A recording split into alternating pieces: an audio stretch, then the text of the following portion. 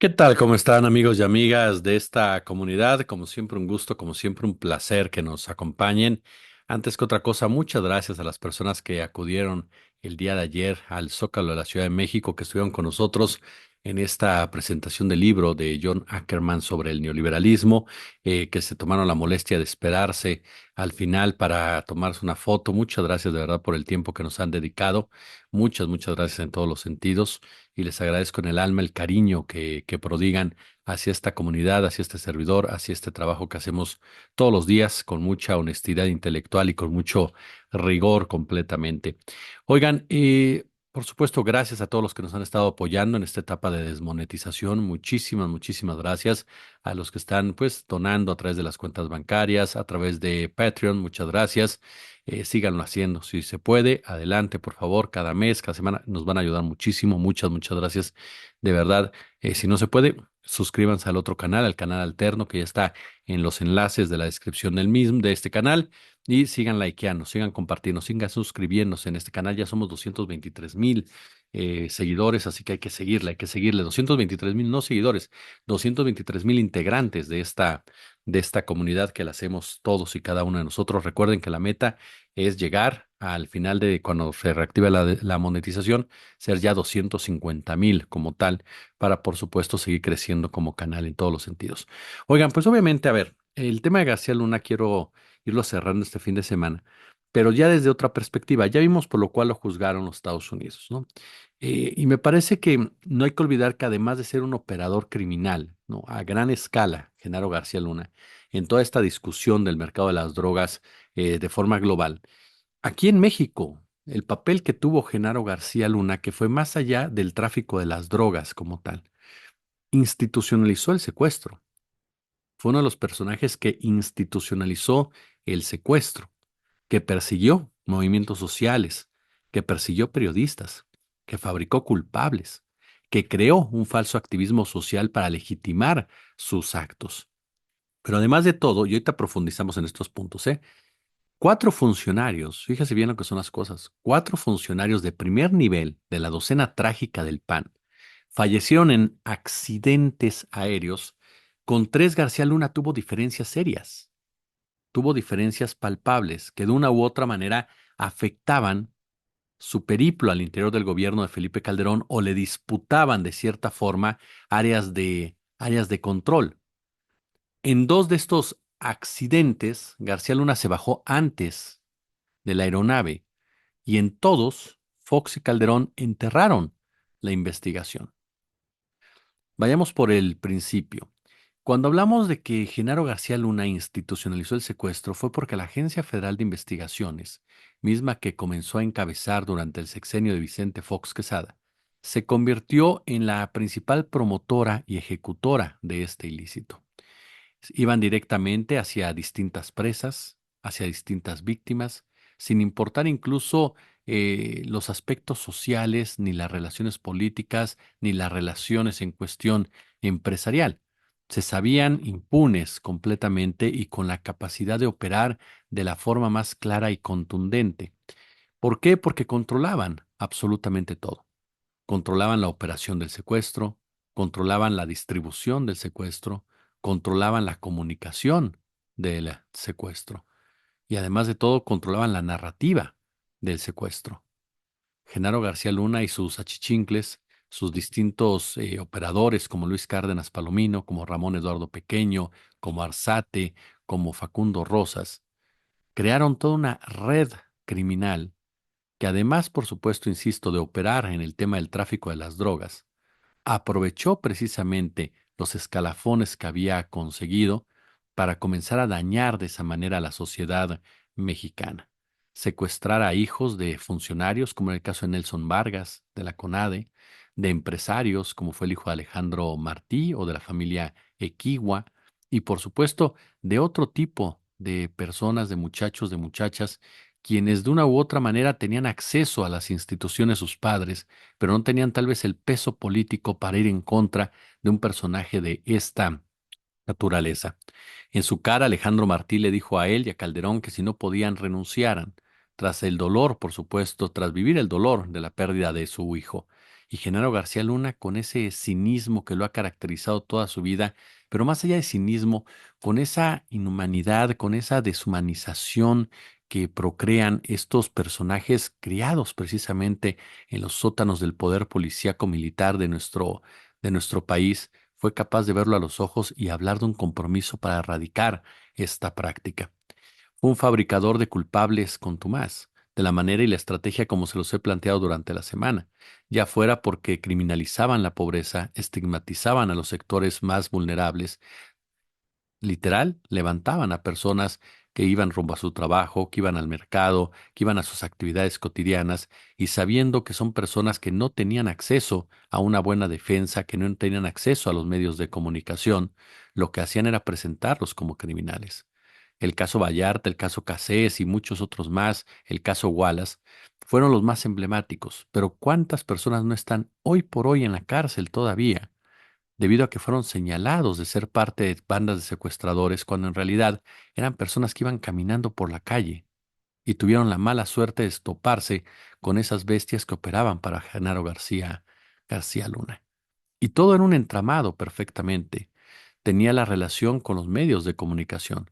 Deje usted con Loreto, con Ciro o con cualquiera de ellos. A final de cuentas, aunque les moleste reconocerlo a estos personajes, ellos también reciben órdenes.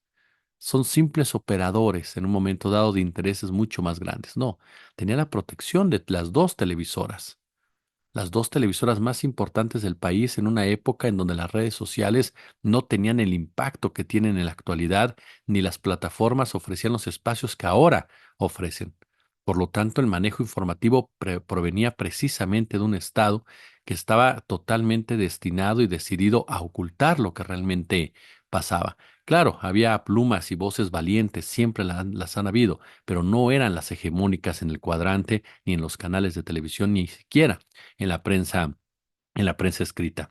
Sus denuncias, fuertes, bien sustentadas, insisto, valientes y demás, quedaban muchas veces opacadas, muchas veces eran acalladas por ese ruido estridente de la propia televisión, que era el medio en el cual más gente consumía precisamente noticias y que por lo mismo podía leccionar a muchos sectores de nuestra población. De ese nivel era el poder de Televisa y Televisión Azteca, quienes por una cuestión netamente económica decidieron apoyar a un criminal, decidieron apoyar a un narcotraficante, decidieron apoyar a un secuestrador, sabiendo perfectamente que iban a fabricar un secuestro, que iban a fabricarle delitos a personas inocentes. Prestaron sus cámaras, prestaron sus espacios, prestaron a sus conductores para llevar a cabo el plan, para cerrar la pinza del plan.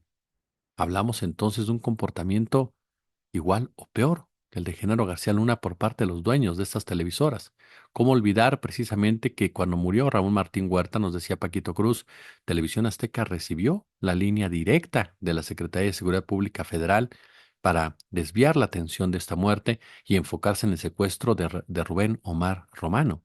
Es decir, el uso de los secuestros para poder callar completamente, para poder distraer, para poder hacer negocio y dirimir cuestiones netamente políticas.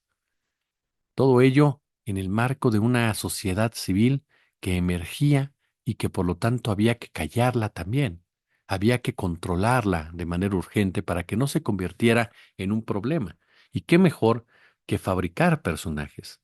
¿Qué mejor que fabricar la imagen de esos personajes quienes habían padecido una tragedia, quienes habían sido víctimas de la delincuencia, que tal vez era la misma delincuencia organizada, uniformada, con placa? Una mujer como María Elena Morera, quien había visto cómo su esposo era víctima de lo mismo, una madre que supuestamente había visto que su hijo era secuestrado y asesinado, un padre que había perdido también a su hija. Todos ellos jugaron un papel determinante en crear esta imagen a García Luna del superpolicía, en legitimar precisamente sus acciones. O ya nos olvidamos de la alianza de Isabel Miranda de Wallace con este personaje, de la familia Isabel Miranda de Wallace a nivel policíaco en el Estado de México que responda a las estructuras de Genaro García Luna con su hermano de apellido Miranda como policía del Estado de México. Ya nos olvidamos de la relación de García Luna, Isabel Miranda de Iguala, los Beltrán Leiva y por supuesto los famosos espectaculares como formas de lavar dinero, según diversas denuncias periodísticas. Hablamos de una sociedad civil totalmente cooptada por Genaro García Luna. Hablamos de una organización alto al secuestro que le cobraba a los gobernadores las cifras para dar a conocer si eran más o menos los plagios y de esa forma el golpe político, teniendo de su lado, por supuesto, a quien estaba al frente de la seguridad y a quien estuvo al frente de la Policía Federal.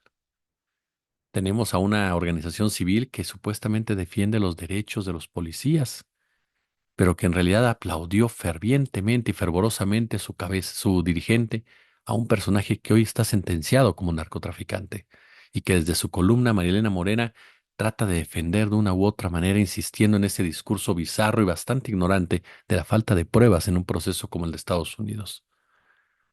La realidad es que fueron parte, estas dos mujeres, de lo que fue una sociedad civil construida para legitimar, para normalizar, algo que en México ya se había consolidado desde la figura de Marta Sagún de Fox.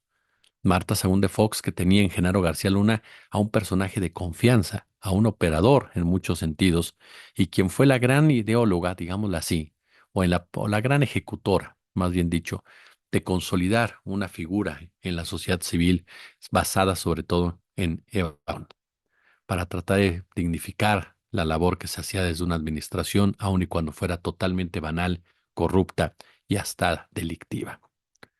Pero era parte del control que tenía García Luna. Televisión, activistas.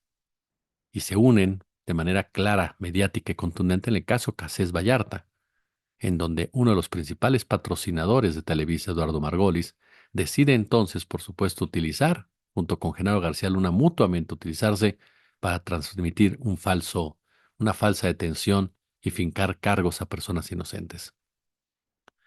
Hablamos de un personaje que hizo mucho daño en nuestro país, y no solamente en el tema de la operación de la droga, sino todo, sobre todo en el tema de la fabricación de delitos. Pero un personaje que además de todo tenía, al ser protegido por las grandes fortunas de este país, al ser protegido por los Estados Unidos, que todos siempre, no solamente Calderón, la DEA sabía, la CIA sabía, el FBI sabía, la Agencia de Seguridad Nacional sabía, la ATF sabía, el Departamento de Estado sabía, el presidente de los Estados Unidos sabía. Todos sabían quién era Genaro García Luna porque era el que les operaba a todos. Slim sabía, Salinas Pliego, Larrea, todos sabían perfectamente quién era. El general Galván, el general Maceo de la Concha, todos los al interior del ejército, al interior de la marina. Simplemente era el personaje que ellos habían creado para operar ese mercado durante ese sexenio. Y hay un detalle muy importante en todo esto. Cuando se le disputó el poder a Genaro García Luna, cuando de repente aparecían alfiles cercanos a los presidentes en turno, quienes de una u otra manera no veían con buenos ojos el poder que estaba teniendo García Luna y, de forma inocente, creyeron o pensaron que por su amistad con el presidente en turno, eso los protegía y los podía llevar a retar a este hombre y a los intereses que él representaba, porque Genaro García Luna es el representante de intereses más serios, más profundos, más riesgosos y más grandes de los que se han estado comentando. Cuatro funcionarios, le repito, cuatro funcionarios de gran nivel, de alto nivel, perdieron la vida. Gente que tenía un vínculo cercano con Genaro García Luna. El primero de ellos, Ramón Martín Huerta, quien fue incluso gobernador de Guanajuato después de que Vicente Fox Quesada se lanzó como candidato presidencial. De ese nivel era la cercanía de Fox con Ramón Martín Huerta, quien después ocupó, por supuesto, puestos legislativos, pero también, perdón, ocupó un lugar legislativo y después un puesto en el gobierno, la Secretaría de Seguridad Pública Federal.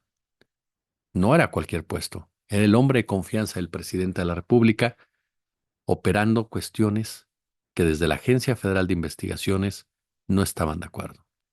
Desde la Procuraduría General de la República no estaban de acuerdo en compartir el pastel en ese sentido. Ramón Martín Huerta sabía perfectamente quién era Genaro García Luna y lo que hacía Genaro García Luna. Absurdamente pensó que el presidente, como era su amigo, era su aliado, sin entender que el presidente era parte también de la misma trama.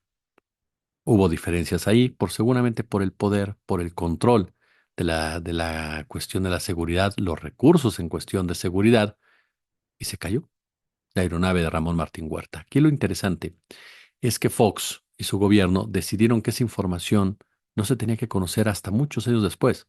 Y ahora que se ha buscado que se devele, que se revele, el INAI en su momento, así como también las dependencias, dijeron que esto no era posible. ¿Por qué razón? No se pudo. ¿Por qué razón no se consiguió saber qué hay detrás de ese accidente de Ramón Martín Huerta?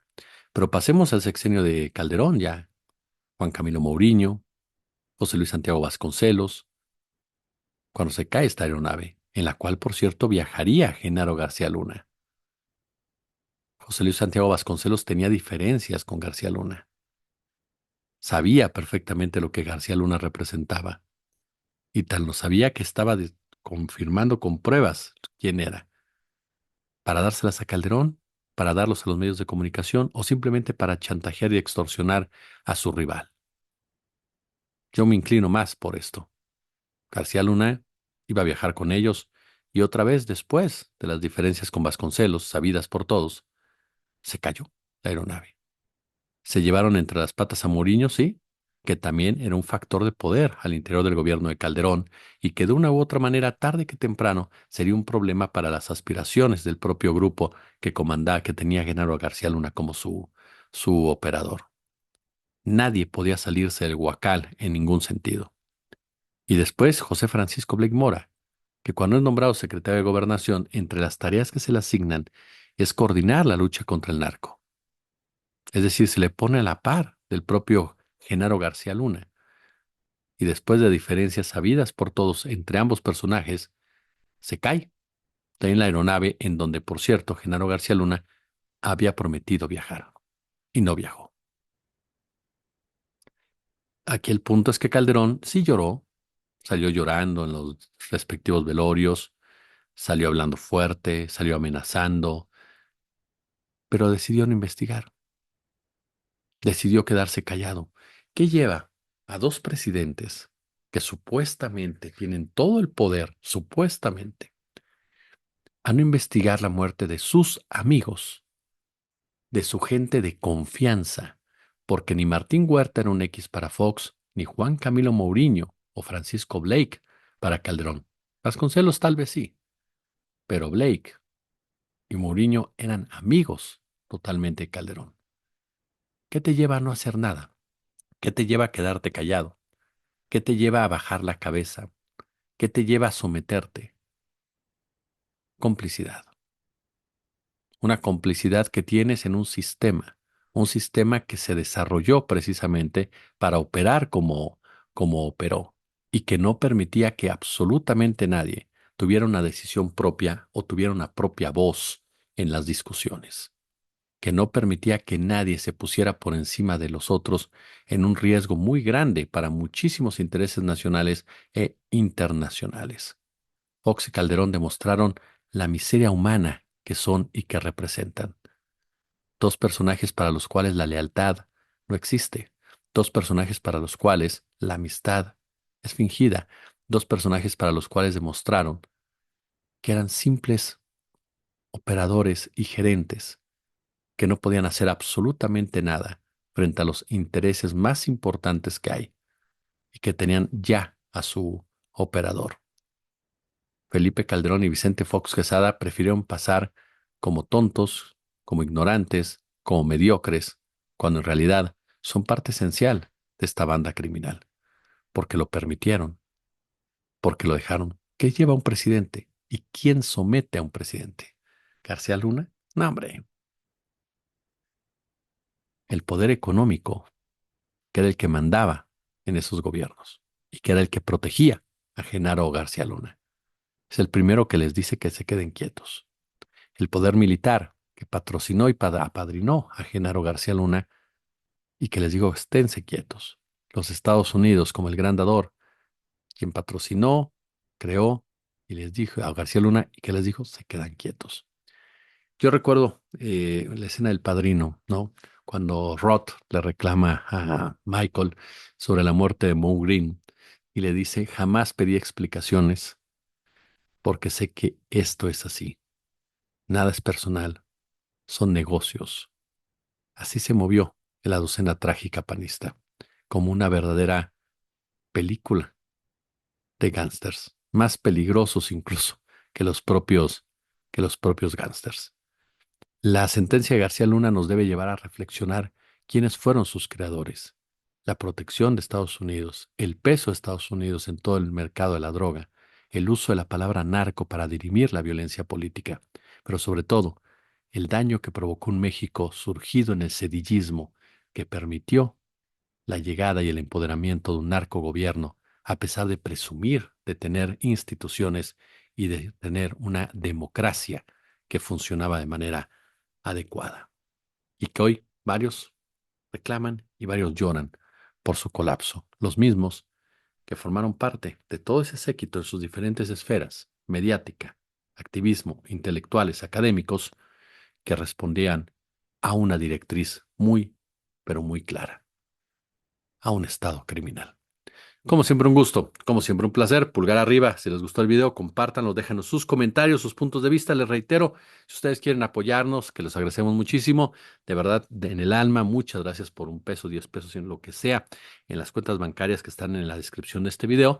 Y por supuesto también en la cuenta de Patreon si usted gusta suscribirse. Muchas gracias de verdad a todos, cada uno de ustedes. Entra a nuestro canal en enlaces, dele por favor suscribirse al nuevo canal, ¿no? Al nuevo canal para que vaya creciendo. Ya somos 600 en ese nuevo canal, hay que seguir, hay que seguir, hay que seguir. Ya a partir de la próxima semana comenzaremos a meterle contenido, pero si ustedes pueden apoyarnos también, así suscribirnos en el canal alterno, nos va a ayudar muchísimo. Le reitero, entra a la descripción de nuestro canal, del canal, y ahí está ya el enlace para el canal alterno. Yo les agradezco como siempre. No se olviden también de darnos like en Facebook. Y bueno, como siempre, un gusto. Como siempre, un placer.